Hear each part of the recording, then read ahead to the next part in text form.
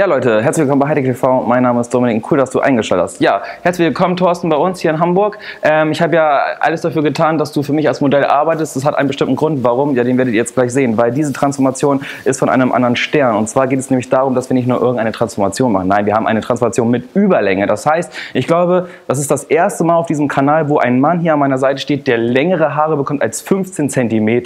Das ist die erste Besonderheit. Und die zweite Besonderheit ist, dass alles nach unserem Vorbild Skrillex geht. Das heißt, wir haben uns die Frisur überlegt, wie dieser Star-DJ Skrillex. Das war dein Wunsch. Den Wunsch versuchen wir zu erfüllen. Ich will gar nicht so viel verraten. Es wird auf jeden Fall noch mehr kommen als das, was ich jetzt gerade angekündigt habe.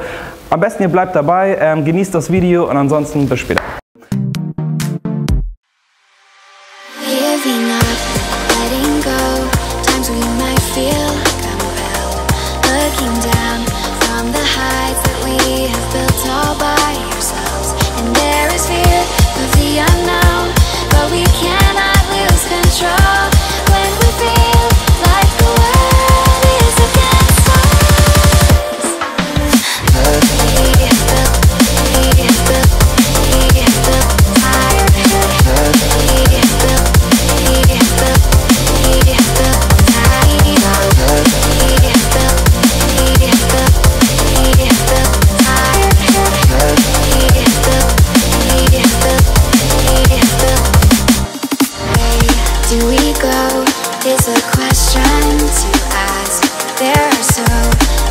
Choices that it's hard not to look past.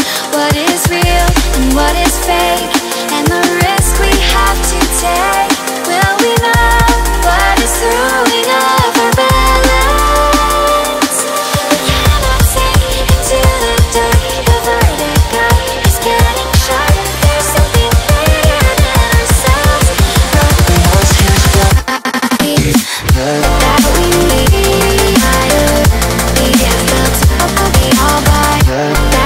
need. Stopp. Das war's.